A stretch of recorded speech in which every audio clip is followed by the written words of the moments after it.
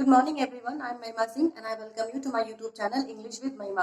आज हम आपके सामने एक बहुत छोटे से टॉपिक को लेकर आए हैं, uses of present indefinite tense. ठीक है, प्रेजेंट इंडेफिनिट टेंस की अगर हम बात करें तो आपको पता ही है कि इसकी जो हेल्पिंग वर्ब्स होती हैं वो हमारे पास होती है डू होती है या फिर होती है हमारे पास डज। ठीक है, ये हमारी हेल्पिंग वर्ब हो गई। प्लस हमें क्या करना होता है, वर्ब की फर्स्ट फॉर्म हमको यूज करनी होती है। ठीक है, क्या इसके अलावा भी कोई रूल होता है? हाँ होता है। क्या होता है कि हम अफर्मेटिव सेंटेंसेस में वर्ब की फर्स्ट फॉर्म में क्या करते हैं, वर्ब की जो फर्स्ट फॉर्म होती है उसमें एस या ईएस ऐड कर देते हैं। ये एक छोटा सा, ये जो मैंने आपके सामने रूल लिखे हैं, ये छोटे से रूल हैं प्रेजेंट इंडेफिनिट टेंस के।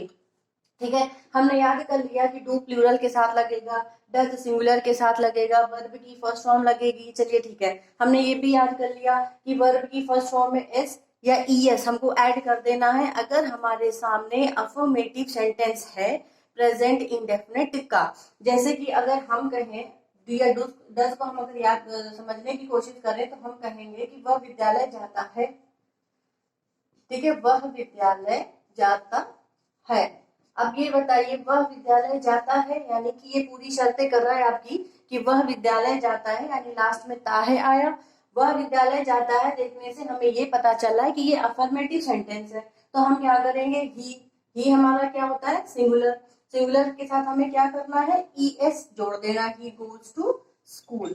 ठीक है, ये हो गया आपका अफर्मेटिव। इसको नेगेटिव में ले आते हैं, he does not go to school. ठीक है, ये हो गया आपका प्रेजेंट इंडेफिनिट टेंस कि हमको वर्ब की फर्स्ट फॉर्म में एस और ईएस जोड़ देना है या फिर हमें सिंगुलर और प्लूरल के हिसाब से डू या डज में से किसी एक हेल्पिंग वर्ब को यूज कर लेना है। ये तो हो गए आपके कॉमन से रूल जो हम लोग ग्रामर में जब पढ़ना शुरू करते हैं तो हमें सबसे पहले यही बताया जाता है कि प्रेजेंट इंडेफिनिट टेंस की पहचान ये है कि वाक्य के आखिरी में ता है, ती है, ते है आना चाहिए। फिर वो ये बताता है कि अगर अफर्मेटिव सेंटेंस है तो आपको वर्ब की फर्स्ट फॉर्म में एस और ईएस जोड़ देना है। नेगेटिव इंट्रोगेटिव है तो आपको क्या करना है, डू या डज में से किसी एक हेल्पिंग वर्ब को यूज करना है। हमेशा हम आपको इस बात पर एम्फेसाइज करते हैं कि डू या डज या किसी भी हेल्पिंग वर्ब का क्लासिफिकेशन टाइप ऑफ सब्जेक्ट पे निर्भर करता है। अगर आपका सब्जेक्ट सिंगुलर है तो सिंगुलर के रूल्स लगेंगे, अगर आपका सब्जेक्ट प्लूरल है तो फिर प्लूरल के लगेंगे। ठीक है, ये तो हमारे कॉमन से रूल हो गए। हम आज आपसे ये बात करने की कोशिश कर रहे हैं कि आखिर किन किन जगहों पे, मान लीजिए बात हम राइटिंग की करें या स्पीकिंग की करें, तो हम कहाँ कहाँ पर प्रेजेंट इंडेफिनिट के जो रूल्स होते हैं उनको हम यूज कर सकते हैं। क्योंकि यूज करना, रट लेना, ये दो अलग बातें हैं। रटने को तो हम कुछ भी रट लें, लेकिन उसे यूज करना भी आना चाहिए। तो हम यूज कहाँ करेंगे, पहले आपसे ही पूछ लेते हैं। मान लीजिए कि ये प्रेजेंट लिखा है, यानी कि प्रेजेंट इंडेफिनिट के रूल्स को हम नंबर 1 तो जब हम वर्तमान की का कोई काम बता रहे होते हैं वहां यूज करते हैं, इसमें तो कोई डाउट ही नहीं क्योंकि प्रेजेंट लगा हुआ है। ठीक है, सेकेंडली दुनिया में जितनी भी यूनिवर्सल फैक्ट्स होते हैं उन्हें हम बदल नहीं सकते। तो जो चीजें बदली नहीं जा सकती हैं वहां पे हम पास्ट या फ्यूचर तो नहीं यूज कर सकते, यानी वहां हम प्रेजेंट इंडेफिनिट को यूज करेंगे। नेक्स्ट मूव ऑन करते हैं कि अगर हम कॉमन कॉन्वर्सेशंस कर रहे होते हैं, अपनी फैमिली का कोई फैक्ट बता रहे हैं, रिलेशन का कोई फैक्ट बता रहे हैं, तो जो फैक्ट होते हैं, जो पर्टिकुलर फैक्ट्स होते हैं उसके लिए हम प्रेजेंट इंडेफिनिट यूज करते हैं। या मान लीजिए डेली हमारे यहाँ न्यूज़पेपर आता है, न्यूज़पेपर की जो हेडिंग्स होती हैं, जो उसकी हेडिंग्स दी हुई होती हैं वो सारी प्रेजेंट इंडेफिनिट में होती हैं। या हम बात करें किसी के कहे गए कथन की, यानी कि किसी ने मुझसे कुछ कहा, हमने क्लास में कुछ पढ़ाया, तो उन चीजों को बच्चा चेंज नहीं कर सकता, मेरी कही बात को वो चेंज नहीं कर सकता क्योंकि किसी के भी कथन को हम बदल नहीं सकते। ठीक है, यानी कि कोटेशंस हो गई, या हमारे महान जो कवि हुए, जो राइटर्स हुए, उन्हें जो कोटेशंस दे दी उनका टेंस हम नहीं बदल सकते। ठीक है, तो ये कॉमन सी बातें हैं जो हम प्रेजेंट इंडेफिनिट पे लागू करते हैं। ठीक है, कुछ एग्जाम्पल्स हम देख लेते हैं आपके सामने। मैंने आपसे कहा कि हम वर्तमान की बात करते हैं। फॉर एग्जाम्पल देखिए, अगर हम लिखें कि आई प्ले फुटबॉल। ठीक है, अब आई प्ले फुटबॉल ये क्या बता रहा है, आई प्ले फुटबॉल ये बता रहा है कि हम एक सामान्य सी घटना है जो वर्तमान समय में हो रही है। ठीक है, नंबर 2 पे मैंने आपसे क्या कहा था कि कोई आदत हो, जैसे मान लीजिए कि डॉग्स बार्क एट नाइट। अब ये क्यों आ गया? ठीक है, क्योंकि ये आपको ये बता रहा है डॉग्स बार्क एट नाइट, जब रात में आपने नोटिस किया होगा कि जो गली के कुत्ते होते हैं, कोई भी कुत्ता होता है वो भौंकता है, तो ये क्या हुआ? ये आदत है। यानी कि ये कुत्तों की एक आदत है कि वो रात में भौंकते ही हैं। ये क्या इंडिकेट करता है? कि जो किसी की आदत होगी, नियमित रूप से जो काम हो रहा होगा, उसको हम प्रेजेंट इंडेफिनिट में यूज करेंगे। कोई आदत हो या फिर कोई नियमित काम हो, ठीक है, तो वहां पे हम प्रेजेंट इंडेफिनिट को यूज कर लेंगे। जैसे मान लीजिए एक दूसरा एग्जांपल ले लेते हैं कि Ram goes for a walk daily. अब बताइए, Ram goes for a walk daily, इसमें क्या नया है? कुछ नहीं नया है। Like we people use to go for a walk every day whenever we get up early in the morning. यानी कि ये क्या, ये हमारी आदत है, हमारे शेड्यूल में फिक्स हो गई है कि हमें सुबह उठना है, ये काम करना है, पहले ये करना है, बाद में ये करना है। यानी कि जो नियमित रूप से आदतें हैं हमारी, उनको यूज करने के लिए या बताने के लिए भी आप प्रेजेंट इंडेफिनिट यूज करेंगे। फिर मैंने आपसे बोला कि यूनिवर्सल फैक्ट को हम चेंज नहीं कर सकते, जैसे कि the sun rises in the east. अब ये क्या हुआ? ये है आपका यूनिवर्सल फैक्ट, यानी कि जो यूनिवर्सल फैक्ट होंगे उनको आप चेंज नहीं कर सकते, ठीक है, उसमें आपको प्रेजेंट इंडेफिनिट ही यूज करना है। जैसे अगर हम दूसरा एग्जांपल हम दे तो हम ये कहेंगे कि the earth moves round the sun. ठीक है, तो ये क्या हुआ? ये हमारे यूनिवर्सल फैक्ट्स हुए जिन्हें हम बदल नहीं सकते। तो जिन यूनिवर्सल फैक्ट्स को बदला नहीं जा सकता उनका यूज आप कभी भी करेंगे, लेकिन यूज क्या करेंगे? प्रेजेंट इंडेफिनिट के चीजों को। ठीक है, एक बहुत बड़ी सी प्रॉब्लम क्रिएट होती है राइटिंग करते समय कि हम भूल जाते हैं कि हमें क्या करना चाहिए। एक बहुत इंपॉर्टेंट सी बात हम आपको ये बताना चाह रहे हैं कि कुछ हिस्टोरिकल इवेंट्स ऐसे होते हैं जहां पर हम पास्ट यूज कर लेते हैं, लेकिन शायद हमें प्रेजेंट ही यूज करना चाहिए। फॉर एग्जाम्पल हम देखते हैं कि महाराणा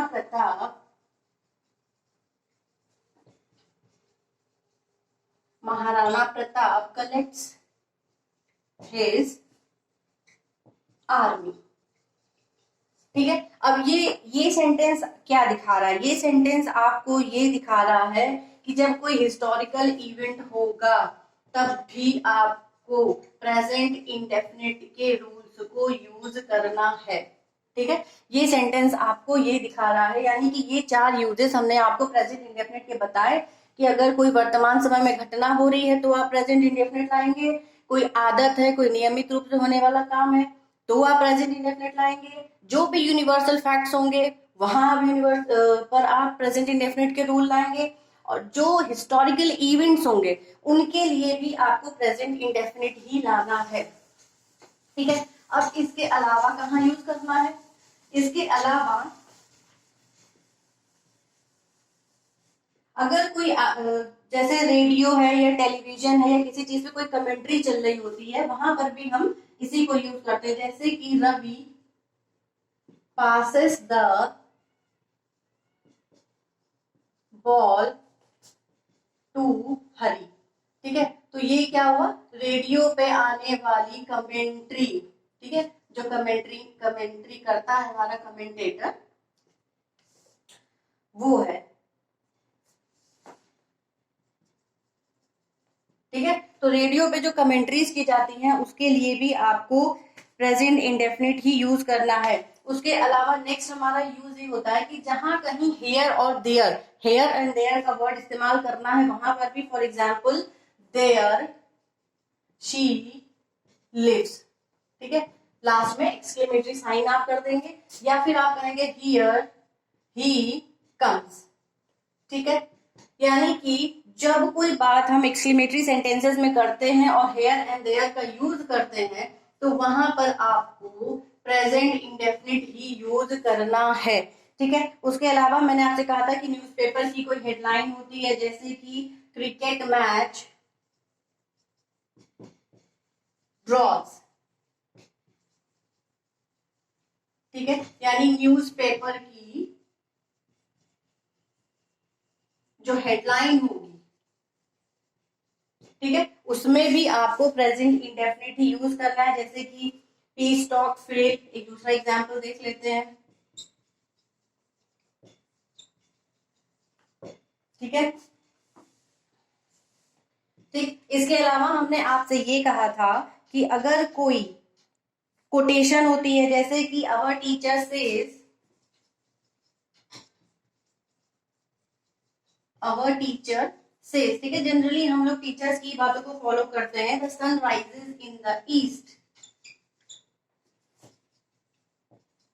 ठीक है, the sun rises in the east, यानी कि किसी की कही गई बातों को हम लोग चेंज नहीं कर सकते हैं। यानी कि कोटेशन हुआ, अगर हमारा अगर कोटेशन है तो हम प्रेजेंट इंडेफिनिट टेंस को ही यूज करेंगे, ठीक है। तो अब आप दोबारा समझ लीजिए कि अगर रेडियो पे कोई कमेंट्री हो रही होती है तो प्रेजेंट इंडेफिनिट आएगा, हेयर एंड देयर से कोई सेंटेंस यूज करना है आपको तो प्रेजेंट इंडेफिनिट आएगा, न्यूज़पेपर की हेडलाइंस अगर आपको लगता है आपको लिखनी है, राइटिंग स्किल में डेवलपमेंट करना है तो आप प्रेजेंट इंडेफिनिट यूज करेंगे। किसी की कही गई बात, कोई जो कोटेशन होती है उसके लिए भी हमें प्रेजेंट इंडेफिनिट ही यूज करना होता है, ठीक है। बात अगर कोटेशन की करें तो एक चीज और हम ले सकते हैं, फॉर एग्जाम्पल शेक्सपियर सेज, ठीक है, शेक्सपियर से तो सभी परिचित हैं, Shakespeare says comma neither a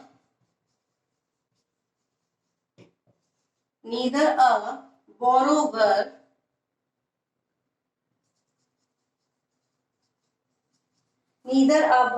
nor a lender be, ठीक है। तो ये कथन किसने कहा? शेक्सपियर ने कहा, विलियम शेक्सपियर एक बार ये बात कहकर गए थे। तो यानी कि जो भी कोटेशंस है या जो भी किसी का कहा हुआ कथन है, उन्हें उन चीजों को यूज करने के लिए भी आपको प्रेजेंट इंडेफिनिट ही यूज करना है। इसके अलावा एक छोटा सा यूज अभी बच गया है, ठीक है। छोटा सा यूज क्या है, जैसे कि एग्जांपल हम आपको देते हैं, our college opens in the month of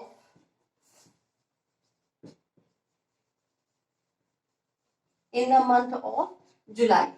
अब बताइए ये जो चीजें हैं ये आपको क्या इंडिकेट कर रही है? ये आपकी फ्यूचर प्लानिंग बता रही है, फ्यूचर जो प्लान्ड एक्शंस होते हैं, ठीक है, फ्यूचर प्लान्ड एक्शंस यानी फ्यूचर प्लान्ड एक्शन यानी कि जो चीजें भविष्य के लिए सोची गई हैं और वो डेफिनेटली होंगी, उनके लिए आपको future indefinite present indefinite use करना है। फॉर एग्जांपल दूसरा ले लेते हैं, ही रीचेस हियर टुमारो। अब बताइए ये तो कंफर्म है ना, लेकिन फिर भी ये इंडिकेट किसको कर रहा है? ये फ्यूचर के जो एक्शंस है उनको इंडिकेट कर रहा है, लेकिन फिर भी हमको प्रेजेंट इंडेफिनिट ही यूज करना है, ठीक है। इसके अलावा एक यूज आपका और बच जाना है, जैसे कि whenever it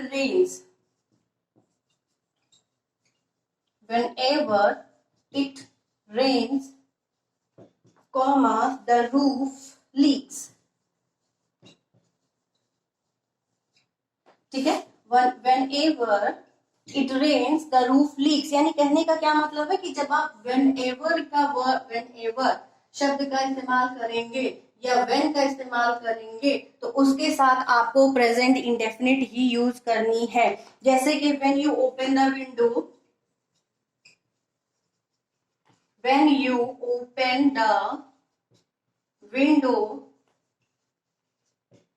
comma a light goes on,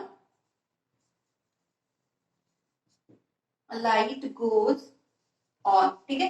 देखिए ये सारे छोटी छोटी चीजें हैं जो आपको समझनी है कि प्रेजेंट इंडेफिनिट चीजों को आपको कहाँ कहाँ यूज करना चाहिए, ठीक है। प्रेजेंट इंडेफिनिट सीख लेने से ही कुछ नहीं होगा, आपको ये समझना है कि आखिर वो कौन कौन से फैक्ट्स हैं जहां पर आप प्रेजेंट इंडेफिनिट की चीजों को यूज कर सकते हैं, उसके रूल को अप्लाई कर सकते हैं, राइट। प्रेजेंट इंडेफिनिट का पूरा एक वीडियो हम ऑलरेडी अपलोड कर चुके हैं, आपको सिर्फ मैंने इस वीडियो में ये सिखाया है कि प्रेजेंट इंडेफिनिट को हम कहाँ कहाँ यूज करें, वो कौन कौन से फैक्ट्स हैं जहां पर हम प्रेजेंट इंडेफिनिट को लागू कर सकते हैं।